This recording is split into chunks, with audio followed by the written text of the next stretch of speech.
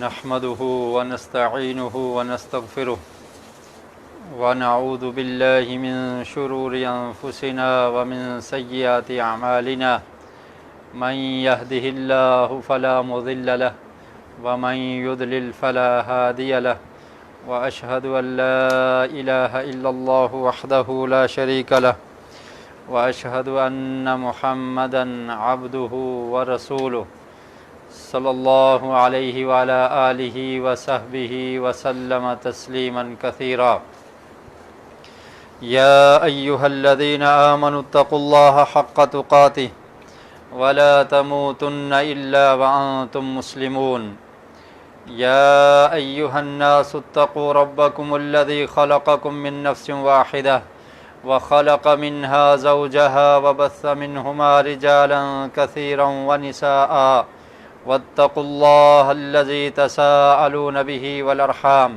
إن الله كان عليكم رقيبا يا أيها الذين آمنوا اتقوا الله وقولوا قولا سديدا يصلح لكم أعمالكم ويغفر لكم ذنوبكم ومن يطع الله ورسوله فقد فاز فوزا عظيما أما بعد فإن خير الحديث كتاب الله وخير الهدي هدي محمد صلى الله عليه وسلم وشر الأمور محدثاتها وكل محدثة بدعة وكل بدعة ضلالة وكل ضلالة في النار أعوذ بالله السميع العليم من الشيطان الرجيم من همزه ونفخه ونفثه بسم الله الرحمن الرحيم وَإِذْ قَالَ لُقْمَانُ لِابْنِهِ وَهُوَ يَعِظُهُ يَا بُنَيَّ لَا تُشْرِكْ بِاللَّهِ إِنَّ الشِّرْكَ لَظُلْمٌ عَظِيمٌ وَوَصَّيْنَا الْإِنسَانَ بِوَالِدَيْهِ حَمَلَتْهُ أُمُّهُ وَهْنًا عَلَى وَهْنٍ وَفِصَالُهُ فِي عَامَيْنِ أَنِ اشْكُرْ لِي وَلِوَالِدَيْكَ إِلَيَّ الْمَصِيرُ۔ قرآن مجید فرقان حمید سورہ لقمان اس کی آیت نمبر 13 اور 14 آپ حضرات کے سامنے تلاوت کی گئی۔ ان آیات میں اللہ رب العالمین نے لقمان علیہ السلام کی وصیت اور نصیحت کا ذکر کیا ہے کہ جو وصیت انہوں نے اپنے بیٹے کو کی تھی۔ اس سے پہلے لقمان علیہ السلام کے بارے میں اللہ تعالی نے ارشاد فرمایا کہ ہم نے ان کو دانائی اور حکمت عطا کی تھی، اور وہ لوگوں کو توحید کی دعوت دیا کرتے تھے، شرک سے روکتے تھے، اور جو بھی سمجھدار آدمی ہے اور جو بھی دانا آدمی ہے اسے اس چیز کا علم ہوتا ہے کہ اللہ رب العالمین اکیلا ہی عبادت کے لائق ہے، اس کے ساتھ کوئی دوسرا شریک نہیں ہے۔ اور انبیاء علیہم السلام کی دعوت بھی یہی تھی۔ اللہ رب العالمین نے جتنے بھی انبیاء کو، رسل کو مبعوث کیا، ان کی بنیادی دعوت یہی تھی کہ لوگوں تک یہ پیغام پہنچا دیا جائے کہ اللہ تعالیٰ اکیلا ہی عبادت اور بندگی کے لائق ہے، اس کا کوئی ثانی نہیں، کوئی شریک نہیں، اور وہ اکیلا ہی معبود ہے، وہی سب کچھ کر سکتا ہے، وہی عطا کرنے والا ہے، وہی دینے والا ہے، وہی خالق، وہی مالک، وہی داتا، اور وہی بگڑی بنانے والا، وہی حاجات کو پوری کرنے والا، وہ اکیلا ہی ایک ہی ہے رب، جو رب العالمین ہے۔ تو چنانچہ لقمان علیہ السلام نے اپنے بیٹے کو یہ وصیت کی، وَإِذْ قَالَ لُقْمَانُ لِابْنِهِ وَهُوَ يَعِظُهُ۔ اللہ رب العالمین نے ان کی اس نصیحت کو قرآن مجید میں ذکر کیا کہ جب لقمان علیہ السلام اپنے بیٹے کو یہ وصیت کر رہے تھے یا اس کو سمجھا رہے تھے، تو وہ سمجھانا کیا تھا؟ یا بنی لا تشرک باللہ، کہ اے میرے پیارے بیٹے، اے میرے چھوٹے بیٹے، تم اللہ کے ساتھ کسی کو شریک نہیں کرنا۔ تو اس سے یہ بات بھی سمجھ آتی ہے کہ اولاد کی تربیت کے لیے ضروری ہے کہ انہیں عقیدہ سمجھایا جائے، انہیں خالق اور مالک کی پہچان کروائی جائے، اور انہیں یہ بتایا جائے کہ تمہارا دنیا میں جینے کا مقصد یہ ہے کہ تم اللہ کی معرفت اور پہچان کو حاصل کر لو اور اللہ کی بندگی اور عبادت میں زندگی بسر کرو، اللہ کے ساتھ کسی دوسرے کو تم نے شریک نہیں کرنا، کیونکہ جو شخص شرک کرتا ہے، اللہ کے ساتھ کسی اور کو شریک کر بیٹھتا ہے، تو اس کے تمام اعمال ضائع ہو جاتے ہیں، اللہ تعالیٰ اس کے عمل کو قبول نہیں کرتے۔ اور وہ شرک خفی ہو جس کو ریاکاری کہا جاتا ہے، یا شرک جلی ہو کہ اللہ کے ساتھ اس کی عبادت میں کسی اور کو شریک کرنا۔ عبادت کی جتنی بھی اقسام ہیں، رکوع اور سجود یہ عبادت ہے، طواف کرنا یہ عبادت ہے، اور اپنے ماتھے کو کسی کے سامنے جھکا دینا یہ عبادت ہے، مانگنا سوال کرنا یہ بھی عبادت ہے، کیونکہ نبی کریم صلی اللہ علیہ وسلم کا ارشاد ہے الدعاء هو العبادہ، کہ دعا ہی اصل عبادت ہے۔ یعنی جب انسان مانگتا ہے، سوال کرتا ہے کہ مجھے کچھ مل جائے، تو اسے صرف اللہ سے مانگنا چاہیے۔ اور بعض لوگ یہ سمجھتے ہیں جب انہیں اس کام سے روکا جائے، یہ منع کیا جائے کہ غیر اللہ سے مانگنا درست نہیں، اللہ کے علاوہ کسی اور سے سوال کرنا درست نہیں، یہ توحید کے منافی ہے، تو وہ دنیاوی مثالیں پیش کرتے ہیں کہ اگر آپ کو کوئی چیز ضرورت ہو، آپ اپنے والد سے مانگ لیتے ہیں، اگر آپ کو کچھ چاہیے اپنے ملازم کو کہہ دیتے ہیں کہ ہمیں فلاں چیز چاہیے یہ دے دو، خود کوئی کام نہیں کر سکتے تو آپ مدد کے لیے کسی ہیلپر کی مدد لے لیتے ہیں، کسی دوسرے ساتھی کی مدد لے لیتے ہیں، تو دنیاوی کام میں آپ بھی تو مدد لے رہے ہیں، لیکن یہ جو مدد ہے یہ اسباب کے تحت ہے، دنیا اسباب کے ساتھ چلتی ہے۔ ایک انسان کا دوسرے انسان کے ساتھ تعلق اللہ رب العالمین نے بنایا ہے کہ انسان خود سے ہی سب کام نہیں کر سکتا، اس کو کسی نہ کسی کی مدد کی ضرورت ہوتی ہے، لیکن یہ دنیاوی کام ہے، اسباب کے تحت مدد کی ضرورت رہتی ہے۔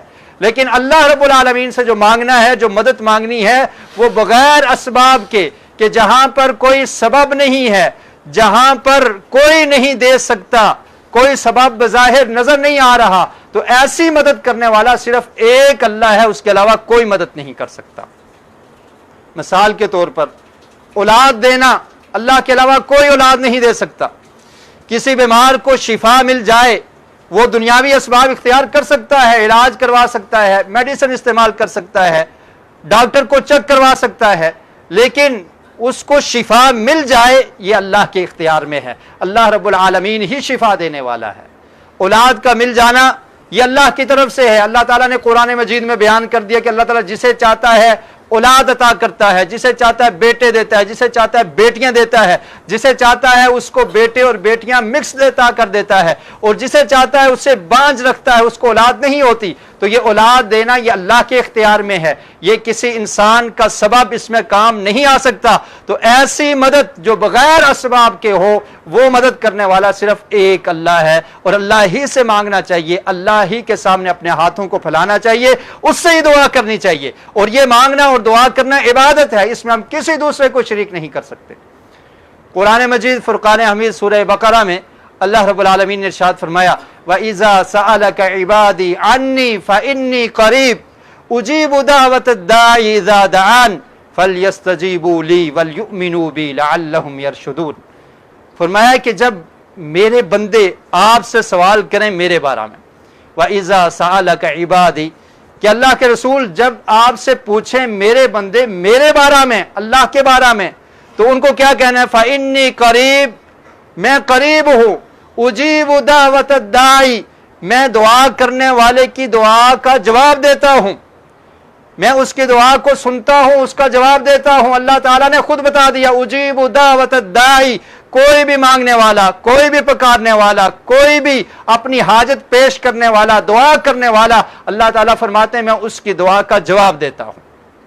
اذا دعانی، جب وہ مجھ سے پکارتا ہے، جب وہ مجھ سے مانگتا ہے، فَلْيَسْتَجِيبُوا لِي، تو چاہیے ان لوگوں کو کہ وہ میری ہی اطاعت کریں، میرے ہی حکم کو مانیں، فَلْيَسْتَجِيبُوا لِي وَلْيُؤْمِنُوا بِي، اور مجھ پر ہی ایمان رکھیں، یقین رکھیں کہ وہ اللہ تعالیٰ ہی حاجات کو پورا کرنے والا ہے، وہی دعاؤں کو سننے والا ہے۔ لَعَلَّهُمْ يَرْشُدُونَ، لَعَلَّهُمْ يُرْشَدُونَ، تاکہ وہ ہدایت پا جائے۔ تو ہدایت اس میں ہے کہ مانگنا ہو تو تب بھی صرف ایک اللہ سے مانگنا ہے، اور اس چیز کی تربیت کرنا، اپنے بچوں کو سکھانا یہ ضروری ہے۔ لقمان علیہ السلام نے اپنے بیٹے کو یہ وصیت کی یا بنی لا تشرک باللہ، اللہ کے ساتھ کسی کو شریک نہیں کرنا، ان الشرک لظلم عظیم، بے شک شرک کرنا بہت بڑا ظلم ہے۔ یہ ظلم ہے، ظلم کسے کہتے ہیں؟ وضع الشیء فی غیر محلہ، کہ کسی چیز کو اس کی جگہ سے ہٹا کر دوسری جگہ پر رکھ دینا، کسی کو اس کے مقام سے ہٹا دینا، یہ ظلم ہے۔ تو اسی طرح اللہ کا جو مقام ہے، اللہ سے مانگا جائے گا، ہم سب محتاج ہیں، ہم سب فقیر ہیں، اور دینے والا وہی غنی ہے، تو اس کو جب اس سے نہ مانگا جائے یا اس کے ساتھ کسی اور کو شریک کر دیا جائے تو یہ ظلم ہے۔ فرمایا ان الشرک لظلم عظیم، شرک بہت بڑا ظلم ہے۔ اور پھر لقمان علیہ السلام نے اس کے بعد والدین کے بارے میں ذکر کیا، وَوَصَّيْنَا الْإِنسَانَ بِوَالِدَيْهِ حَمَلَتْهُ أُمُّهُ وَهْنًا عَلَى وَهْنٍ۔ فرمایا کہ ہم نے انسان کو یہ تاکید کی ہے، اللہ تعالیٰ بیان کرتے ہیں کہ ہم نے انسان کو یہ وصیت کی ہے، تاکیدی حکم دیا ہے انسان کو بھی والدیہ، اس کے والدین کے بارے میں، کہ والدین کے ساتھ وہ حسن سلوک کرے، ان کی خدمات ہیں، ان کی وجہ سے یہ دنیا میں آیا اور والدین نے اس کی پرورش کی، اس کی خدمت کی، اس کو بڑا کیا، اور اس کی پرورش میں والدین کا ایک کردار ہے۔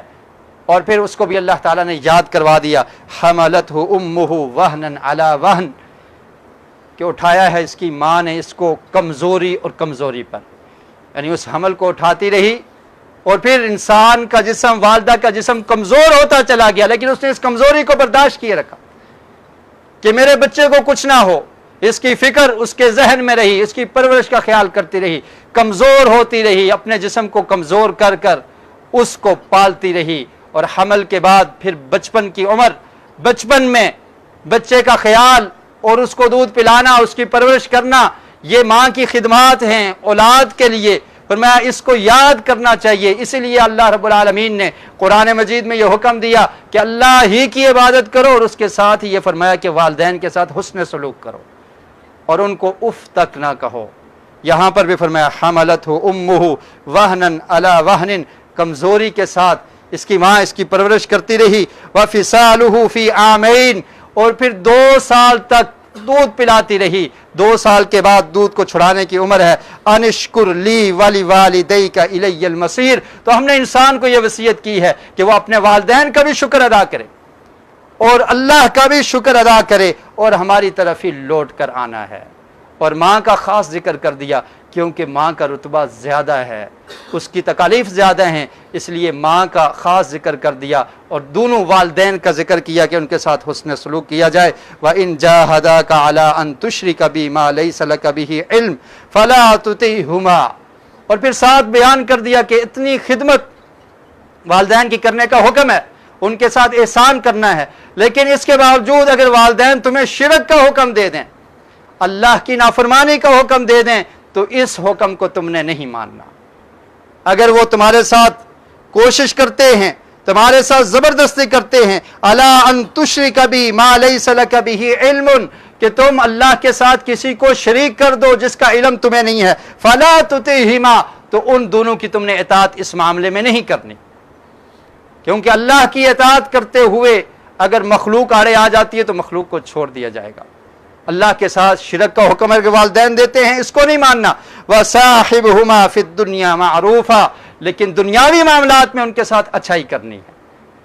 اللہ کی مخالفت کا حکم دے نہیں ماننا، لیکن دنیاوی جو معاملات ہیں ان کے کھانے کا خیال رکھنا ہے، ان کی خدمت کرنی ہے، اور دنیا کی جتنے بھی معاملات ہیں اس میں والدین کی اطاعت اور فرمانبرداری کرنی ہے۔ اگر وہ کافر ہیں تو تب بھی دنیاوی معاملات میں ان کے ساتھ اچھا سلوک کرنا ہے، لیکن اگر اللہ کے ساتھ شرک کرنے کا حکم دیتے ہیں تو اس کو تم نے نہیں ماننا۔ وَاتَّبِعْ سَبِيلَ مَنْ أَنَابَ إِلَيْهِ، اور تم نے اس کی پیروی کرنی ہے جو تمہاری سیدھے راستے کی طرف رہنمائی کرتا ہے، جو ہماری طرف رجوع کرنے والا ہے، اس کی تم نے پیروی کرنی ہے۔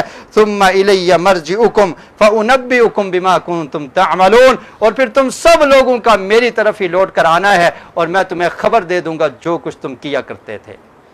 والدین کے ساتھ احسان اور شرک سے ممانعت کے بعد پھر اللہ رب العالمین نے لقمان علیہ السلام کی وصیت کا تذکرہ دوبارہ سے شروع کر دیا کہ کس طرح سے وہ اپنے بچے کی تربیت کیا کرتے تھے، کس طرح سے ان کو عقیدہ سکھایا کرتے تھے، اور کس طرح سے انہوں نے بچے کو پیاری پیاری نصیحتیں کی۔ ان نصیحتوں کا پھر ذکر کیا، اور پھر انداز دیکھیے، سمجھانے کا انداز کتنا پیارا ہے۔ یا بنی، اے میرے پیارے بیٹے، اے میرے چھوٹے بیٹے۔ اس سے یہ بھی سبق ملتا ہے کہ اگر کوئی انسان کسی کو بات سمجھانا چاہتا ہے تو اچھے الفاظ سے اس کے ساتھ مخاطب ہو۔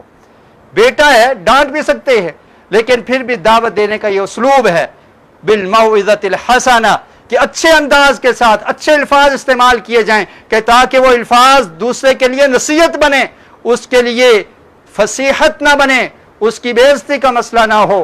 اور پھر آپ دیکھ لیجئے ابراہیم علیہ السلام نے بھی جب اپنے والد کو دعوت دی، یا اباتی، اے میرے پیارے والد، اور یہاں پر بھی یہی اسلوب ہے، یا بنی انہا ان تک مثقال حبۃ من خردل۔ پھر بتایا اللہ کے بارے میں کہ اللہ کتنا عظیم ہے۔ اے میرے پیارے بیٹے یاد رکھ، ان تک مثقال حبۃ من خردل، رائی کے چھوٹے سے دانے کے برابر بھی اگر تمہارا کوئی عمل ہے، کوئی بھی چیز ہے رائی کے دانے کے برابر، مثقال حبۃ من خردل، وہ چھوٹا عمل ہو بڑا عمل ہو، وہ عمل اچھائی کا ہو برائی کا ہو، کوئی بھی کام ہے رائی کے دانے کے برابر ہے، فَتَكُنْ فِي صَخْرَةٍ أَوْ فِي السَّمَاوَاتِ، وہ کسی چٹیل میدان میں، کسی چٹیل گہرے چٹان کے نیچے ہے، پتھر کے پاس ہے جو بہت سخت پتھر ہے، فَتَكُنْ فِي صَخْرَةٍ أَوْ فِي السَّمَاوَاتِ أَوْ فِي الْأَرْضِ، یا آسمانوں میں ہو یا زمین میں ہو، يَأْتِ بِهِ اللَّهُ، تو اللہ تعالیٰ اس کو لے آئے گا۔ ایک ذرہ سا عمل، رائی کے دانے جتنا عمل ہے، اچھائی کا عمل ہے برائی کا عمل ہے، وہ چٹیل پتھر کے پاس ہو، آسمانوں میں ہو زمین میں ہو، یاتی بہ اللہ، تو اللہ تعالیٰ اس کو لے آئے گا۔ اللہ تعالیٰ اس تمہارے چھوٹے عمل کو بھی دیکھتا ہے، اگر تم چھپ کر کرتے ہو پھر بھی دیکھتا ہے۔ آسمانوں اور زمین کے درمیان میں کوئی جگہ ایسی پوشیدہ نہیں ہے جو اوجل ہو مخفی ہو اللہ رب العالمین سے۔ اللہ تعالیٰ اس تمہارے عمل کو بھی لے آئے گا اور عمل کرنے والے کو بھی قیامت کے دن لے آئے گا، اس کے سامنے رکھ دے گا کہ یہ کام تم نے کیا ہے۔ الم یعلم بان اللہ یری، کیا لوگ یہ جانتے نہیں ہیں کہ اللہ تعالیٰ دیکھتا ہے؟ اللہ سے کچھ مخفی نہیں ہے، اور یہ اللہ کا تعارف اپنی اولاد کے ذہنوں میں بٹھانے کی ضرورت ہے کہ ہمارا ایک رب ہے، ہمارا خالق اور مالک ہے، وہ ہمیں دیکھتا ہے، اس سے کچھ اوجل نہیں ہے۔ میرے بیٹا تم مجھ سے بات کو چھپا سکتے ہو، مجھ سے اپنے کسی کرتوت کو برائی کو چھپا سکتے ہو، لیکن وہ خالق اور مالک جو میرا بھی رب ہے تیرا بھی رب ہے، اس سے کچھ مخفی نہیں ہے۔ اور ایک دن ایسا آنے والا ہے جس کو یوم الدین کہا جاتا ہے، جو قیامت کا دن ہے، اس دن سب کچھ سامنے رکھ دیا جائے گا، اللہ سے کچھ مخفی نہیں ہے۔ آسمانوں میں ہو تب بھی مخفی نہیں ہے، سمندر کی گہرائی میں چلے جاؤ تب بھی مخفی نہیں ہے۔ 5-7 پردوں کے پیچھے چھپ کر کسی بند کمرے میں بند کوٹری میں اگر تم کوئی چھوٹا سا عمل کرتے ہو، دنیا کی کوئی آنکھ اس کو نہیں دیکھ سکتی، لیکن یاتی بہ اللہ، اللہ تعالیٰ اس کو لے آئے گا۔ اللہ تعالیٰ اس کو جانتا ہے، ان اللہ لطیف خبیر، بے شک وہ اللہ تعالیٰ بہت باریک بین اور خبر رکھنے والا ہے، اس سے کچھ مخفی نہیں ہے۔ اس طرح سے اولاد کی اور مسلم معاشرے کی تربیت کی ضرورت ہے کہ تاکہ ان کے اندر اللہ کا خوف اور اللہ کا ڈر پیدا ہو جائے۔ اور اس کے بعد اللہ کی قدرت کے بارے میں بتلانے کے بعد لقمان علیہ السلام نے اپنے بیٹے کو وصیت کی، یا بنی اقیم الصلاۃ وامر بالمعروف وانہا عن المنکر واصبر علی ما اصابک۔ اہم چیزیں بیان کر دی کہ اللہ پر جب یقین ہو، اللہ کے ساتھ کسی کو شریک نہیں کرنا، عقیدے کو اختیار کر لیا، اس کے بعد جو سب سے پہلی چیز مسلمان پر فرض ہوتی ہے وہ نماز کو قائم کرنا ہے۔ یا بنی اقیم الصلاۃ، اے میرے بیٹے نماز کو قائم کرنا، نماز کو نہیں چھوڑنا، نماز کو نہیں ترک کرنا۔ اللہ کی عبادت کا جو تو نے اقرار کیا ہے، لا الہ الا اللہ، کہ اللہ کے علاوہ کوئی عبادت کے لائق نہیں، اب اپنے جسم سے اس کا عملی ثبوت پیش کرو۔ زبان سے تم نے اقرار کر دیا کہ میں اللہ ہی کی عبادت کرتا ہوں، اب وہ عبادت کر کے دکھاؤ۔ اس خالق اور مالک نے دن میں 5 وقت نماز تمہارے اوپر فرض کی ہے، اگر تم زبان سے لا الہ الا اللہ کہتے ہو، عمل تمہارا اس کا مخالف ہے، تو تم اپنے قول کی موافقت نہیں کر رہے۔ تم نے جو کنٹریکٹ کیا ہے، جو معاہدہ کیا ہے کہ میں مسلمان ہوں، میں اللہ کی عبادت کرنے والا ہوں، میں اللہ کی بندگی کرنے والا ہوں، دن میں کہیں بار تم ذکر کر لیتے ہو لا الہ الا اللہ، لیکن جب حکم آتا ہے کہ نماز کے لیے آ جاؤ تم نماز نہیں پڑھتے، تو پھر ایسے لا الہ الا اللہ کا کیا فائدہ، کیا مقصد ہے؟ تو فرمایا وَأَقِيمِ الصَّلَاةَ، نماز کو قائم کرنا ہے، وَأْمُرْ بِالْمَعْرُوفِ وَانْهَ عَنِ الْمُنْكَرِ، اور پھر نیکی کا حکم دینا ہے۔ وَأْمُرْ بِالْمَعْرُوفِ، لوگوں کو اچھائی کا حکم دینا ہے، ان کو تلقین کرنی ہے، بتانا ہے کہ یہ اچھے کام ہیں، ان کا ارتکاب کرو، یہ کام کرنے والے ہیں۔ وَانْهَ عَنِ الْمُنْكَرِ، اور برائی سے بچانا ہے یہ نصیحت میرے لیے، آپ کے لیے، سب مسلمانوں کے لیے ہے کہ مسلمان کے کرنے والے کام کیا ہیں، مسلمان اپنی اولاد کی تربیت کیسے کرے گا، کس طرح سے ان کو عقیدہ سمجھائے گا، کس طرح سے اپنے رب کا تعارف کروائے گا، اور پھر کس طرح سے ان کو عبادت پر لگائے گا۔ اقیم الصلاۃ، نماز کو قائم کرو، برے کام تم نے نہیں کرنے، تم وہ لیڈر ہو جس نے برائی سے لوگوں کو روکنا ہے۔ بچوں کو اگر آپ لیڈر بنانا چاہتے ہیں، ان کو امام اور قائد بنانا چاہتے ہیں، ان میں یہ صلاحیت پیدا کریں کہ ان کے اندر برائی سے نفرت ہو۔ ایسا شخص لیڈر نہیں بن سکتا جو برے کاموں میں خود شریک ہو جائے۔ اس کا مستقبل کیا ہوگا؟ وہ کیسے اپنے فیوچر کے بارے میں سوچ سکتا ہے کہ جو برائی میں شریک ہو جاتا ہے اس کو برائی اور اچھائی کی تمیز ہی نہیں ہے، وہ کل آپ کے لیے بدنامی کا سبب بنے گا۔ اچھائی اور اچھا نام کب کمائے گا؟ کہ جب اس کے ذہن میں یہ بات ہوگی کہ یہ برا کام ہے، میں برائی سے روکنے والا ہوں، خود رکنے والا نہیں بلکہ روکنے والا ہوں۔ اور جب اس کے اندر یہ جذبہ پیدا ہوگا کہ برائی کو دیکھ کر اس کے جسم کے اندر رونگٹے کھڑے ہو جائیں کہ یہ برا کام کیوں ہو رہا ہے، اس کو میں نے روکنا ہے، اس کے لیے میں نے کیا کچھ کر سکتا ہوں، جب اس کی سوچ اور فکر یہ ہوگی تو وہ خود بھی برائی سے رک جائے گا۔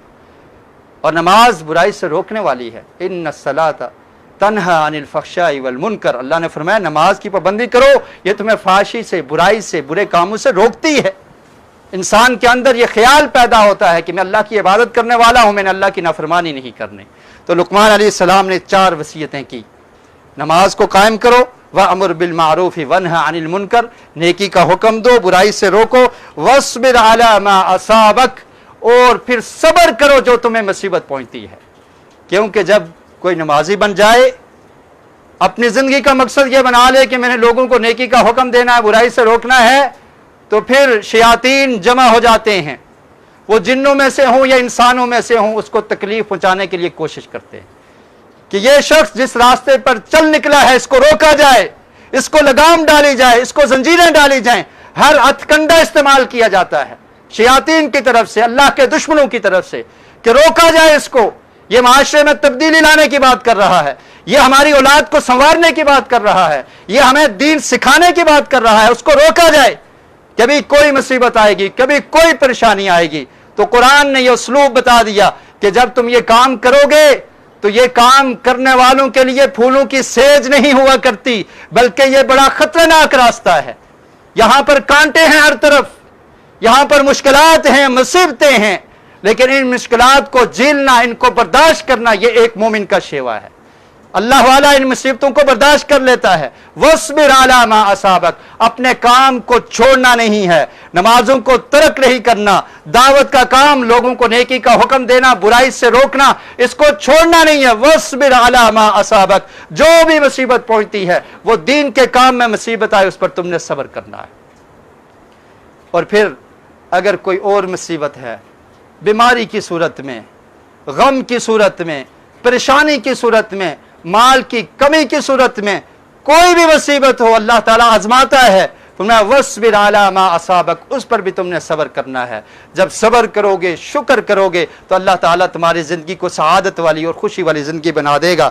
إِنَّ ذَلِكَ مِنْ عَزْمِ الْأُمُورِ، فرمایا کہ یہ بڑے ہی پختہ کام ہیں، یہ عام آدمی نہیں کر سکتا۔ جس کے اندر عزم ہو، جس کے اندر اپنے آپ کو کنٹرول کرنے کا جذبہ ہو، جس کے اندر یہ قوت اور طاقت اور پاور ہو کہ وہ کچھ کر سکتا ہے، وہ اپنے آپ کو کنٹرول کر سکتا ہے، اپنے ایک راستے کو متعین کر کے اس پہ چل سکتا ہے، اس کے لیے یہ کام ہے۔ وَاصْبِرْ عَلَى مَا أَصَابَكَ وَأَمُرْ إِنَّ ذَلِكَ مِنْ عَزْمِ الْأُمُورِ، یہ بڑے ہی عزیمت والے کام ہیں۔ اور ایک مطلب یہ ہے کہ یہ فرض کام ہے۔ عزیمت کا لفظ فرض پر بھی بولا جاتا ہے۔ تو توحید کے بعد جو انسان پر چیزیں فرض ہونے والی ہیں، وہ نماز کو قائم کرنا، نیکی کا حکم دینا، برائی سے روکنا، یہ ضروری کام ہے۔ فرمایا یہ آسان کام نہیں ہے، یہ بڑی عزیمت والے کام ہے۔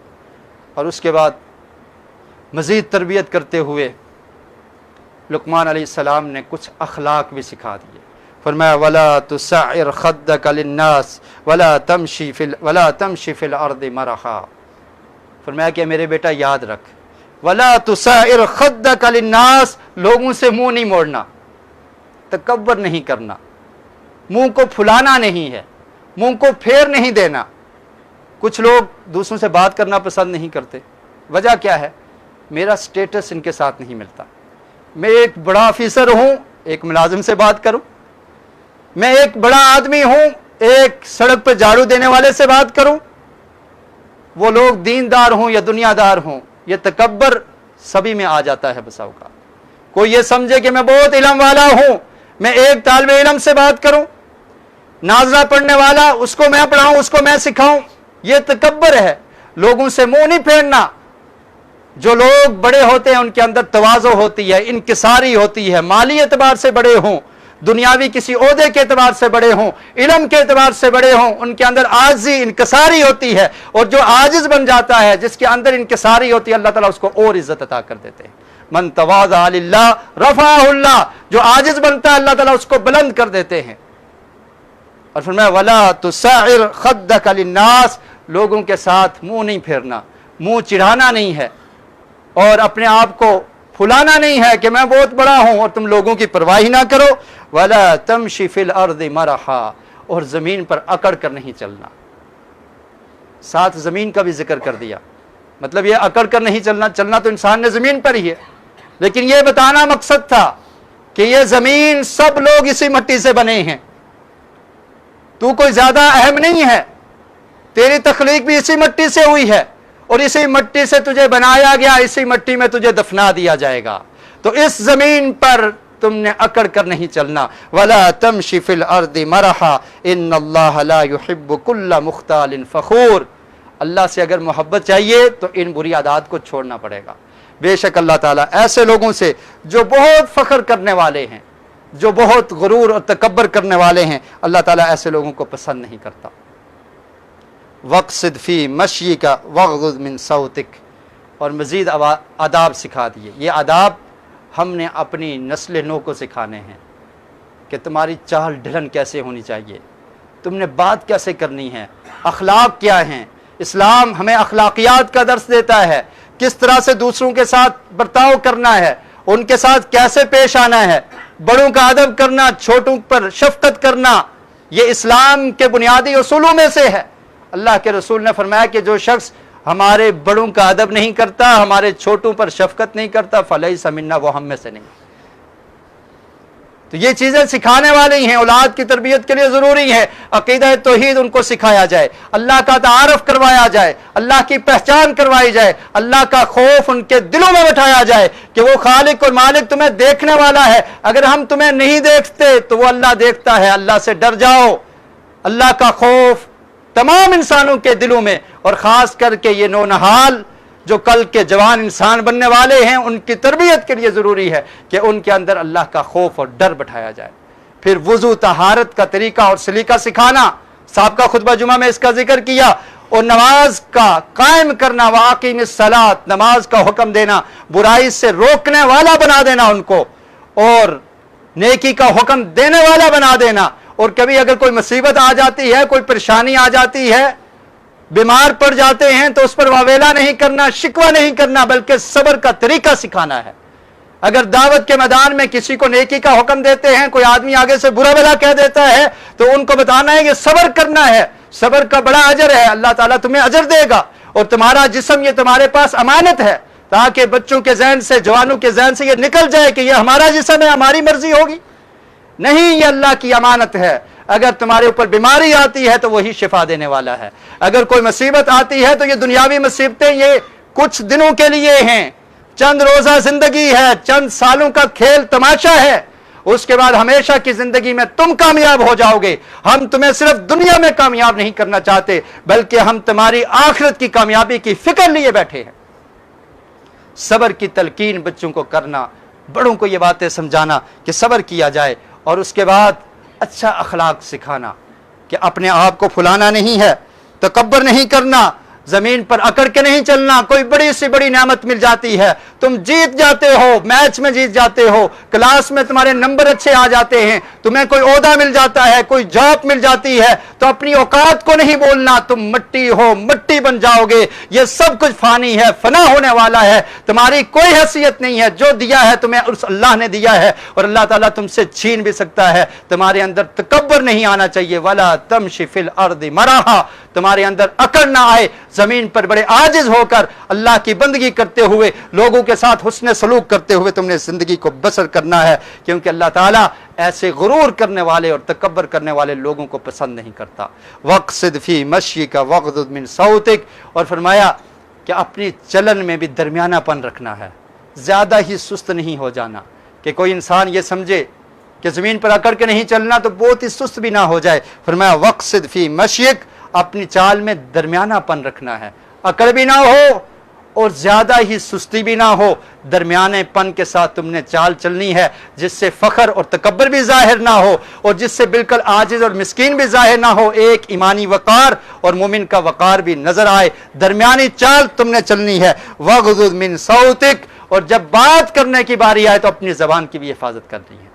وَاغْضُضْ مِنْ صَوْتِكَ، اپنی آواز کو آہستہ رکھنا ہے، آواز کو زیادہ بلند نہیں کرنا، چیخو پکار نہیں کرنی کہ جس کو چاہو ڈانٹ دو، جس کو چاہو اس پر چیخو چلاؤ گالیاں بک دو، اس چیز سے منع کیا۔ وَاغْضُضْ مِنْ صَوْتِكَ، اپنی آواز کو نرم رکھنا ہے۔ إِنَّ أَنْكَرَ الْأَصْوَاتِ لَصَوْتُ الْحَمِيرِ، اور پھر گدھے کے ساتھ مثال دے دی، فرمایا کہ سب سے بری آواز وہ گدھے کی آواز ہے۔ گدھا چیختا ہے، چلاتا ہے، اور اس کو اگر آپ تکلیف دیں تب بھی چلاتا ہے، اور اگر تکلیف نہ دیں تب بھی آواز نکالتا ہے۔ اور ایک حدیث میں اللہ کے رسول نے فرمایا کہ جب تم گدھے کی آواز کو سنو تو اعوذ باللہ من الشیطان الرجیم پڑھ لیا کرو، کیونکہ یہ شیطان کو دیکھ رہا ہوتا ہے۔ تو فرمایا کہ ایسے ہی تم نے اپنی آوازوں کو بہت بلند نہیں کرنا، بلکہ درمیانی آواز ہونی چاہیے۔ انسان کا توحید کو اختیار کر لینا اور ان تمام اخلاقیات کو اپنا لینا، یہ اس کی کامیابی کی ضمانت ہے، اور یہ بہترین وصیتیں ہیں جو قرآن مجید ہر مسلمان کو کرتا ہے۔ اور اللہ رب العالمین سے ہی مانگنا، سوال کرنا، اللہ تعالیٰ سے ہی ہر حاجت کی طلب کی امید رکھنا، یہ ہر مومن کا زیور ہے۔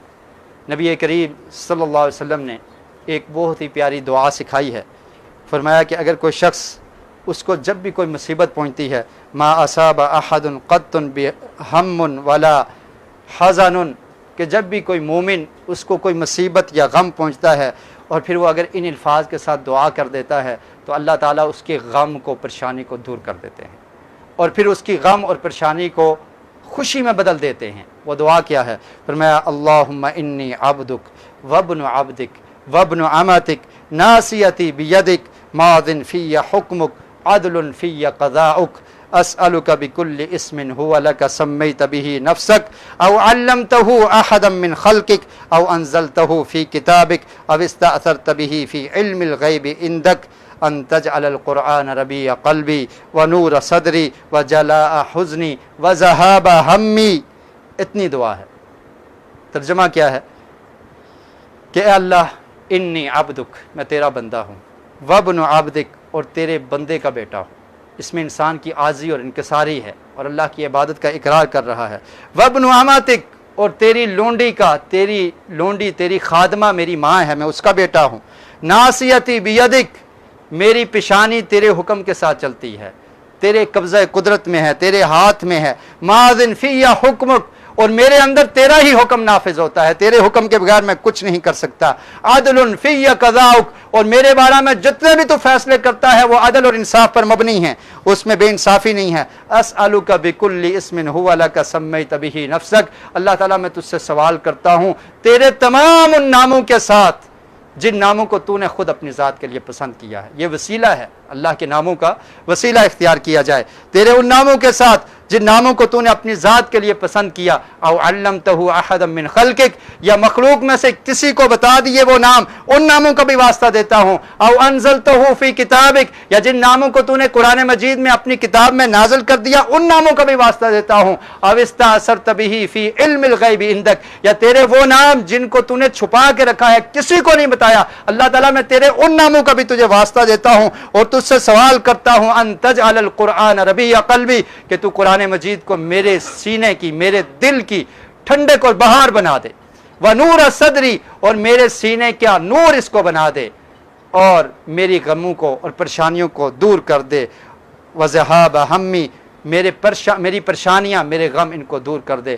اللہ کے رسول نے فرمایا کہ جو شخص اس طرح سے دعا کرتا ہے اللہ تعالیٰ اس کی پریشانیوں کو اور غموں کو دور کر دیتے ہیں اور اس کی جگہ اسے خوشیاں نصیب کرتے ہیں۔ اللہ رب العالمین سے دعا ہے کہ اللہ تعالیٰ ہمیں قرآن و سنت کو سمجھنے کی اور اس پر عمل کی توفیق نصیب فرمائے۔ وآخر دعوانا الحمدللہ رب العالمین۔